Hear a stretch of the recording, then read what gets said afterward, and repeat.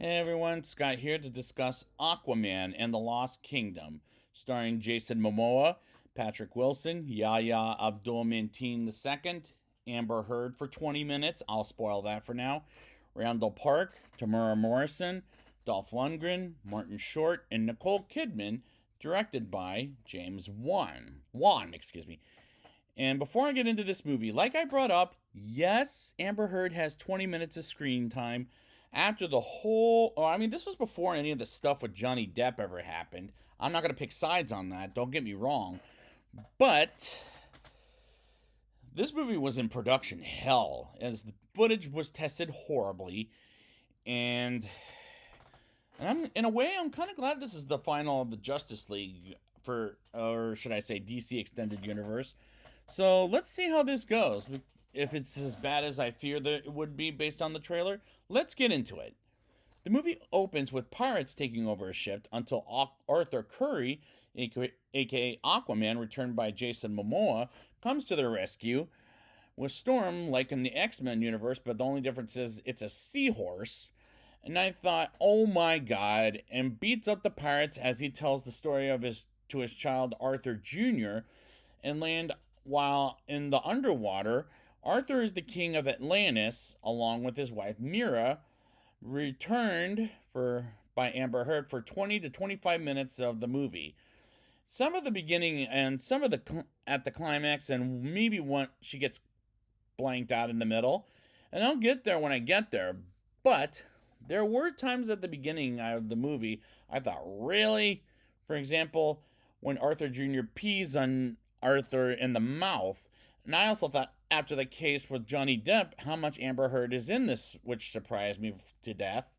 And as Arthur is underwater dealing with Atlantis, his father Tom, returned by Tamara Morrison, which watches his grandchild Arthur Jr. And this beginning is very cringeworthy, as this entire movie, because Jason Momoa is, and I'm only going to say this once because it's a PG-13 rated movie, a man whore. As I'm not a fan of his, as this movie is screwed as far as my opinion of this movie goes, as I know based on the trailer, this movie was going to suck.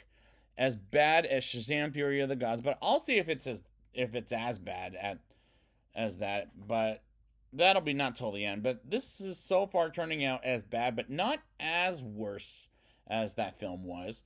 Meanwhile, David Kane, aka Black Manta, returned by Yahya Abdul-Mateen II, is looking for Arthur because of the death of his father back in the first Aquaman film, along with Dr. Stephen Shin, returned by Randall Park, who was in the first Aquaman film, as he helps him starting at the mid-credit scene at the end of the first film.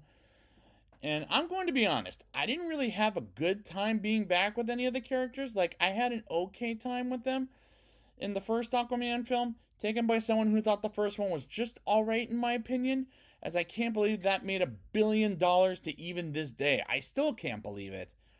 As Steven goes in the broken ice, and a scientist gets eaten by some octopus looking creatures, some creature I'll say, as I couldn't tell what that was, and David comes in and obsessed with the power of Kordax and his black trident in order to destroy the Aquaman, his home, and his family. And I'm thinking all this is, as a plot, is a MacGuffin, is stupid. This whole movie is stupid as hell. Meanwhile, it steals from other movies such as Texas Chainsaw Massacre in one scene when they take the photo, to Thor with the cringeworthy line where he talks about when later on when Arthur says Loki, to hell. Even Harry Potter by saying Azkaban. In the same sentence as Loki is, this doesn't work for me.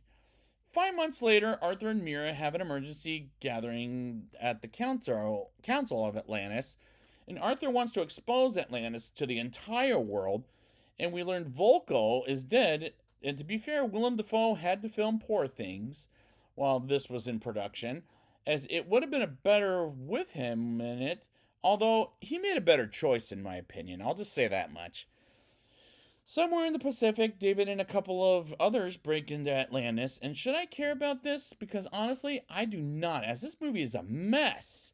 And the action sequence in that scene was CGI'd rather poorly, and don't get me wrong, James Wan can make people talk underwater better than what Zack Snyder and Joss Whedon did in both cuts of Justice League. Snyder's being better than Whedon's in my opinion. But the CGI in this movie looks horrible. While Aquaman fights briefly with the Black Manta, and Soundwaves defeats him, which I guess kind of makes sense, but either way, I can't go with this action as it gave me a bit of a headache to get through. Arthur negotiates with Queen Atlanta, returned by Nicole Kidman, and King Nereus, returned by Dolph Lundgren, on how to stop the Black Manta, while Mira heals from a scar Manta gave her, and Arthur decides to break out his half-brother, Orm, returned by Patrick Wilson from the deserter prison, before he gets killed in order to stop the Black Manta. And Arthur references Castaway by bringing up Wilson along with an octopus named Tofu, and as he does, that piece of action was very bad, as it looks fake, in my opinion, as Arthur shows off his muscles, and that was driving me freaking crazy for half of the movie while I'm thinking, oh my god, is that the best Jason Momoa can do at this point? Because I'm not impressed at all by that. As Orm gets into water, he beats up the guards of the deserter prison, and Arthur shows off his muscles even more, and Orm can't run like a human being, and again, I hate it. Arthur and Orm go to the last frontier while they talk with Kingfish, voiced by Martin Short, to ask where Black Manta is at, and says he doesn't know where he is, but has heard rumors about what he has done, and Arthur shows off his muscles by beating them up and getting information about the rumors, and again, I'm very annoyed with Arthur at this point in the movie. While David finds an underground lair in the jungle, or on an island, I'll say, and Steven doesn't want to follow David anymore as he shows the jungle or the island with monsters where they're hiding at being a dangerous place, trying to see if he can survive, and Steven decides to stick around, and if it were me, I'd go into the jungle, or island, I'll say, to get killed than deal with the bad guy. And David chats with Kordax, until Steven interrupts, and I just do not care anymore, as the DC Extended Universe to me is a dead series to me. After this movie, it is so dead. They get to the Devil's Deep, and which is an island, and Arthur tells how good the food in the world tastes, and gives Orm a cockroach to eat it. And I thought, oh my god, this is so bad. And if DC is encouraging people to eat cockroaches like a snap of a finger as is a joke, I just can't take this movie too seriously, as there are times I'm laughing because it's so bad. Arthur and Orm fight runs from some giant grasshoppers, I'm gonna call them, and Arthur proves my point by knocking down a bridge and creates a bridge and pushes it off and punches a grasshopper to kill it, and this comes off to me like, oh god, ladies, look at my muscles. But at the same time, it's super unconvincing and unrealistic and very stupid. Steven learns David is possessed by Kordax's trident as he picks it up and sees what David is going to do to the Aquaman, and Steven learns his plan and almost briefly cuts Steven to make him bleed, I'll say, while Arthur calls Orm Loki and he says he could go back to Azkaban, and this is not turning into a DC Extended Universe movie anymore, as it brings up other references, and they enter the lair, and they haven't even done that for a while, and they beat up the guards to fight Black Manta. And once again, Arthur shows off his muscles until Steven surrenders himself by confessing he's a scientist and wants to see Atlantis and begs for it, which is unconvincing. Steven tries to talk. We get a random explosion like we did in the first movie, which annoyed me to death, and fight the guards until they fight Black Manta and knocks out Orm briefly. And I'm like, are you serious? Patrick Wilson, I feel, was wasted by this movie and this role, and I do like him as an actor, but this was a waste of his talent. King Nereus, Queen Atlanta, and Mira come to their rescue as they're almost dead, which feels cliche, Well, Steven goes with David and his bad guys, and he gets away by doing the sound wave to Arthur once again. And honestly, did Arthur not learn his lesson when it happened in the beginning of the movie? As that bothered me.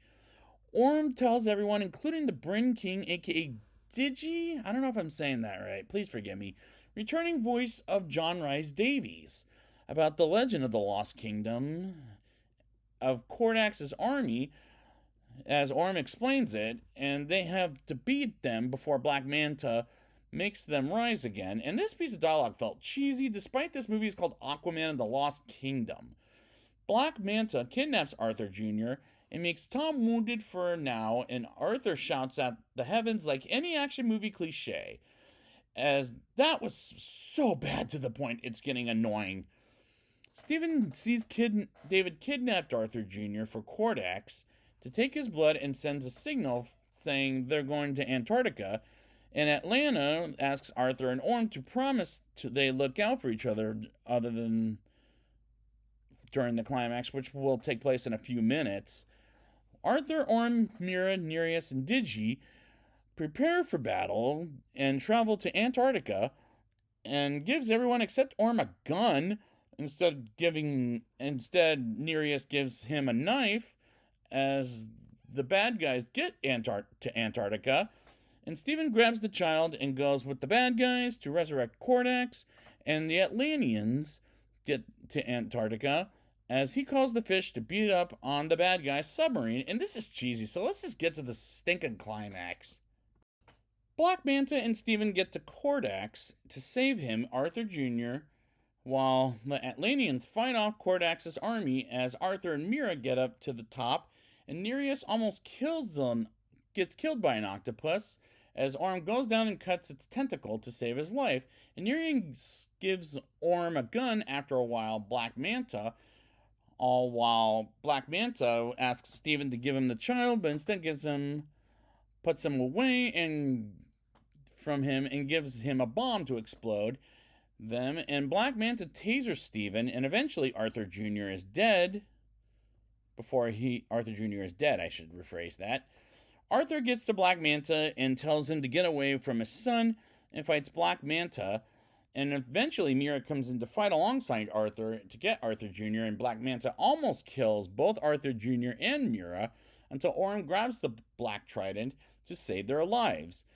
And he becomes possessed by the Black Trident, and Arthur beats up Black Manta and fights Orm while possessed, and Kordax is almost freed, but Arthur grabs the Black Trident from Orm and throws it at Kordax and kills him almost, and his army, well, it does literally kill him, and his army, as it changes Orm back to normal, as Arthur tries to grab Black Manta's hand until he refuses, which was stupid, and the underwater and the world itself has been saved, and I believe Orm is a good guy, and Arthur tells him to lay low for a while and not to go too far, and the council agrees to make Arthur introduce the world to Atlantis, and makes a speech while Orm tries a burger for the first time ever, and we get to the credits roll. Until the mid-credit scene, Orm puts a cockroach in his burger, which made me sick to my stomach.